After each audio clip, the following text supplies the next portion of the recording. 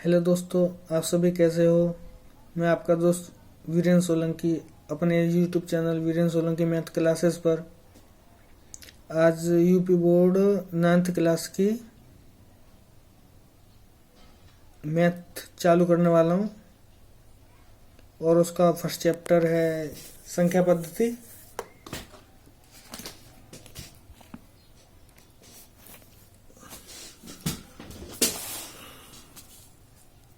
तो हम आज इस चैप्टर को चालू कर रहे हैं और आप ज़रूर ये बताएं देखने के बाद कि आपको मेरा वीडियो कैसा लगा।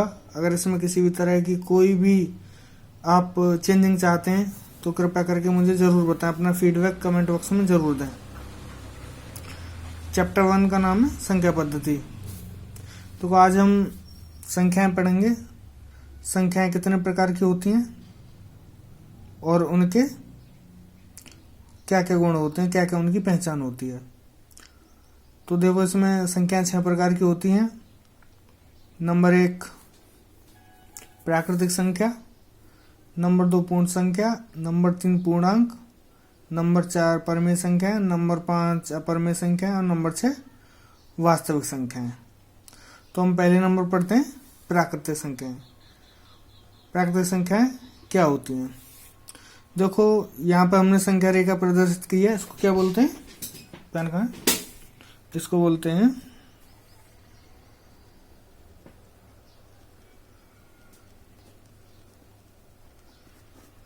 संख्या रेखा। इसे क्या बोलते हैं? संख्या रेखा। देखो, इसमें यहाँ संख्या रेखा, ये इसका पॉइंट होता है बीच वाला, इसको 0 से शो करते हैं, प्रदर्शित करते हैं। तो और ये 0 होता है, इसके जो दाएं साइड की संख्या होती हैं वो सभी पॉजिटिव होती हैं और इसके जो लेफ्ट साइड की संख्या होती हैं वो सभी नेगेटिव होती हैं। अब ये 0 जो होता है, ये इसके बाद यहाँ पर आता है ये 1, और हम जो प्राकृतिक संख्या लेते हैं वो 1 के बाद प्राकृतिक संख्या जो होती हैं वो 1 से शुरू होती हैं और इधर धनात्मक होती हैं और अनंत तक होती हैं। मतलब प्राकृतिक संख्याएं संख्या रेखा पर 0 के दाईं तरफ होती हैं तथा 1 से लेकर अनंत तक होती हैं तथा वो धनात्मक होती हैं। ठीक है, 1 2 3 4 5 6 ये जितनी भी ये संख्याएं, ये सब प्राकृतिक संख्या होती हैं। अब देखो, दूसरे नंबर पर क्या आता है? पूर्ण संख्याएं। पूर्ण संख्याएं हम लेते हैं, देखो ये 0 है ना, यहाँ पर देखो ये 0 है। अब ये 0 से लेके और ये सारी प्राकृतिक संख्याएं जोड़ देते हैं। मतलब प्राकृतिक संख्याओं में अगर हम 0 को भी ऐड कर दें, प्राकृतिक संख्या में अगर हम 0 को भी ऐड कर दें तो वो क्या हो जाती हैं? पूर्ण संख्याएं हो जाती हैं। यहाँ से 0 से लेके और ये सारी धनात्मक जो प्राकृतिक संख्या होती हैं सभी पूर्ण संख्या में आती हैं। अब इसके बाद आता है तीसरे नंबर पूर्णांक। पूर्णांक में क्या होता है दोस्तों? देखो, हमारी यहाँ तक ये आ गया ना, यहाँ पे ये 0 आ गया, 0 से ये 0 हो गया और ये होगा, ये यहाँ तक आ गया ये पूर्ण संख्या में। अगर हम पूर्ण संख्या में ये ऋणात्मक संख्याएं भी जोड़ दें, ये जो -1 -2 -3 -4, अगर हम पूर्ण संख्याओं में ये जो संख्या रेखा पर बाएं तरफ जो माइनस की संख्या होती है, ऋणात्मक संख्या होती हैं, अगर हम उनको भी जोड़ दें तो ये क्या हो जाता है? पूर्णांक। मतलब पूर्णांक के अंदर प्राकृतिक संख्याएं भी आ जाती हैं, पूर्ण संख्याएं भी आ जाती हैं और ये ऋणात्मक संख्याएं भी आ जाती हैं। ठीक है ना? तो धनात्मक संख्याएं 0 तथा ऋणात्मक संख्याएं सभी मिलकर पूर्णांक बनाती हैं। अब इसके बाद आ जाता है परमेय संख्याएं। परमेय संख्या क्या होती हैं दोस्तों? ये देखो, ये हमारी संख्या रेखा है। संख्या रेखा पर 1 2 3 4 5 6 हो गई, फिर 0 हो गया, फिर ये इधर माइनस की 1 2 3 4 5 हो गई, ये हो गया। अब इसके बीच में भी संख्या होती हैं। जैसे देखो, 0 और 1 के बीच में हो जाता है 1/2, और फिर उसके बाद 3/4 5/4, ऐसे करके माइनस की तरफ -1/2 -3/2 -4 5/4, ऐसे करके बहुत सारी संख्या होती हैं। जितनी भी प्राकृतिक संख्या होती हैं, पूर्ण संख्या होती हैं और पूर्णांक होते हैं, उनके बीच में जो संख्या होती हैं उनको हम क्या बोलते हैं? परमेय संख्या है। परमेय संख्या में और क्या होता है, परमेय संख्या को हम किस तरह से लिखते हैं, इस तरह से P अपॉन Q के रूप में। ये जो P होता है और Q होता है, ये दोनों क्या होते हैं, पूर्णांक होते हैं। P और Q दोनों पूर्णांक होते हैं। और ये जो नीचे वाला जो हर होता है, अंश हो गया P और हर हो गया Q, अंश और हर दोनों पूर्णांक हो गए। और जो हर होगा ये कभी भी 0 नहीं होगा। अगर हर 0 हो गया तो ये कभी भी परमेय संख्या नहीं होगी। मतलब P अपॉन Q जिसमें P तथा Q दोनों पूर्णांक हो तथा Q 0 के बराबर नहीं हो, उसे हम क्या बोलते हैं, परमेय संख्या है। अब देखो परमेय संख्या में ये आ गई 1/2, 3/4, 5/4, -1/2, -3/4, -5/4। या तुम देखो जैसे इधर लिख दिया, दिखाया मैंने, एग्जाम्पल बताया आपको, 2500/2006, -1000/80। ये सभी क्या है, परमेय संख्या होती है। अब वो परमेय संख्या यहाँ तक समझ में आया आपकी में। अब देखो परमेय संख्याओं की तुल्य संख्या भी होती है, परमेय संख्या की तुल्य संख्या भी होती है। और हाँ, एक और चीज ध्यान रखना, ये जो शून्य होता है, ये शून्य भी परमेय संख्या में आता है। कोई ये पूछे कि शून्य परमेय संख्या होता है, नहीं होता, जो शून्य होता है वो हमेशा परमेय संख्या होगा। अब देखो आगे तुल्य संख्याएं। तुल्य परमेय संख्या क्या होती है कि जैसे ये 1/2 है, 1/2 तो हो गया ये इसका स्टैंडर्ड रूप। और 2/4 है, 2/4 को भी 1/2 लिख देंगे। 3/6, 3/6 को भी 1/2 लिख देंगे। 5/10 है, 5/10 को भी 1/2 लिख देंगे। इधर ये 7/14 इसको भी 1/2 लिख देंगे। तो ये जो होती हैं, जैसे 1/2, 2/1, ये जो 2/4, 3/6, 5/10, 7/14, ये जो 1/2 की तुल्य पर, ये सभी जो है तुल्य परमेय संख्या कहलाती है। ठीक है ना, इनको काट के 1/2 आ जाएगा, लेकिन इनको क्या बोलते हैं, तुल्य परमेय संख्या है। ठीक है, अब देखो एक और चीज, ये जो परमेय संख्या होती है, मतलब दो परमेय संख्याओं के बीच में, ठीक है ना, दो परमेय संख्या होगा, या ये हो गया 3/4 हो गया, या इधर हो गया, ये जैसे 3/4 है ना, ये 2 हो गई, तो इनके बीच में परमेय संख्या अनगिनत होती हैं, कोई भी वो नहीं होती। देखो 1/2 हो गया, इसमें अगर 2 एक और 2 मतलब इसमें 2 कर दें तो 2/2 हो जाएगा, 3/2 हो जाएगा, 4/2 हो जाएगा, 5/2 हो जाएगा, 7/2 हो जाएगा। इसमें ऐसे करके ये बढ़ता चला जाता है। ठीक है ना, मेरा मतलब क्या है, अगर हम 0 और 1 लें, जैसे हमने 0 और 1 ले लिया, 0 और 1 ले लिया, ये 0 और 1 ले लिया, इनके बीच में अगर हम परमेय संख्या निकालें तो इन परमेय संख्याओं को कोई भी गिनती नहीं है, अपरिमित परमेय संख्या निकाली जाती है, मतलब इन्फिनिटी तक। ठीक है ना, अभी दोबारा समझो, ये संख्या रेखा पर ये मैंने 1/2, 3/4, 5/4, -1/2, -3/4, 5/4, ये परमेय संख्या लिखी है। परमेय संख्या जो होती है वो हमेशा बट्टे के रूप में लिखा जाता है। देखो एक पूर्णांक होता है, जैसे 2, अगर हमसे बोला जाए, ये हमने 2 लिख दिया, अगर हमने ये 2 लिख दिया, अगर हमसे बोला जाए कि 2 परमेय संख्या है कि नहीं है, क्योंकि हम 2 को 2/1 के रूप में लिख देंगे, और ये 2 को हमने 2 को 2/1 के रूप में लिख दिया, तो ये मान लो P और ये मान लो Q, और 1 जो है वो 0 के बराबर नहीं है, मतलब 2 को भी हम परमेय संख्या बोलेंगे। ठीक है ना, और एक ही मैंने बता दिया, परमेय संख्या प्लस की भी होती है, माइनस की भी होती है। अब एक और चीज है, अब देखो ये बट्टे की संख्या है, 3/4 है। 3/4 एक कुछ संख्या तुमने देखा होगा कि हम किसी संख्या में भाग देते हैं, तो कभी कभी तो भाग पूरा पूरा चला जाता है, 1-2 पॉइंट आएगा, दशमलव की 2-4 संख्या आएंगी, वो पूरा पूरा चला जाएगा।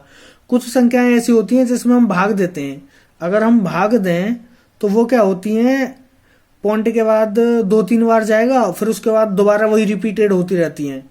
ठीक है ना, अभी हम किसी संख्या में भाग दें, भाग देने के बाद में 3 पॉइंट के बाद 2-3 संख्या तक भाग जाएगा, उसके बाद हम फिर वही दोबारा आती जाएंगी, फिर वही दोबारा आती जाएंगी। तो ये जो बार बार रिपीट होती हैं, बार बार रिपीट होती हैं, उन्हें क्या बोलते हैं, शांत आवर्ती, मतलब वो बार बार आ रही हैं।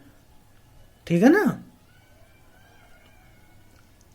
एक ही संख्या बार बार आ रही है। जैसे देखो हमने किसी संख्या में भाग दिया, जब किसी संख्या में भाग दिया, जैसे यहाँ पे देखो हम अगर दें 7/2 करें, देखो हम करते हैं यहाँ पे, ये 7/2 किया हमने, अब हमने 2 का 7 में भाग दिया, अब हमने 2 का 7 में भाग दिया, तो 2 3 6, और 2 पंजे 10, 3.5 बार गया।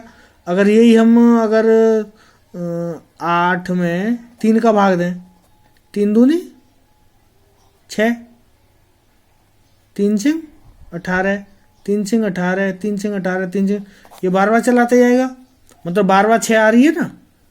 या जैसे किसी संख्या में चला गया 2, जैसे किसी संख्या में हमने भाग दिया, किसी संख्या में हमने भाग दिया तो वो दिया जैसे 2.734, फिर आ गया 734, फिर आ गया 734, ठीक है ना। ये बार बार जैसे हम किसी संख्या में भाग दे रहे हैं किसी संख्या का, बार बार 734 734 734, तो हम इसको कैसे लिख लेते हैं, हम इसको लिख लेंगे 2.734, इसको ऐसे करके लिख देते हैं।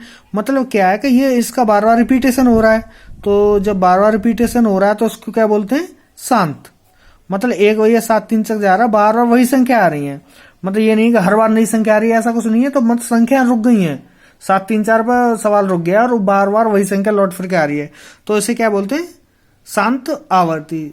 तो पूर्ण, और कुछ संख्या ऐसी होती हैं जैसे किसी संख्या में हमने भाग दिया, जैसे हमने किसी संख्या में किसी संख्या को भाग दे रहे हैं, तो कभी आ रहा है 2.3 7 8 9 7 6 2 6 5 1 3 4 2 7, ऐसे करके वो घूमता हुआ जा रहा है। मतलब कि कोई फिक्सेशन नहीं है, कोई फिक्सेशन नहीं है, बार पूरी संख्या अलग अलग आती है। इसे क्या बोलते हैं, इसे बोलते हैं अशांत। ये बस परमेय संख्या और अपरमेय संख्या दो होती है ना। देखो ये हमने बताया था ना, यहाँ पे एक परमेय संख्या होती है, एक अपरमेय संख्या होती है। तो परमेय संख्या और अपरमेय संख्या में केवल इतना अंतर आता है कि जब हम भाग देते हैं और भाग जब ये शांत वाली संख्या आ जाए, जब हमारी ये शांत वाली संख्या आ जाए तो ये तो हो जाती है परमेय संख्या। तो ये जो हमने लिखा होगा ना, ये जो होगा P/Q होगा, P/Q होगा, P/Q मतलब P की जगह पर कोई पूर्णांक होगा, Q की जगह पर कोई पूर्णांक होगा।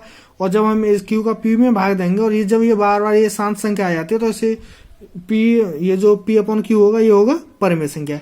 लेकिन अगर हम P/Q का भाग दें, P/Q का भाग दें और इस तरह से संख्या आए, हर बार नई संख्या बदल बदल के संख्या आ रही है, कोई रिपीटेशन नहीं है, कोई क्रम नहीं है, तो फिर इसको क्या बोल देते हैं, अपरमेय संख्या। बस परमेय संख्या अपरमेय संख्या में इतना ध्यान रखना है कि परमेय संख्या तो वो तो मैंने तुम्हें बता दी, जब हम किसी संख्या में भाग देते हैं या तो वो पूरा पूरा चला जाता है तो वो परमेय संख्या होगी, या वो शांत हो जाता है वो परमेय संख्या होगी। अगर लेकिन वो अशांत आवर्ती है, अशांत आवर्ती, तो वो क्या हो जाती है, अपरमेय संख्या। क्या हो जाती है वो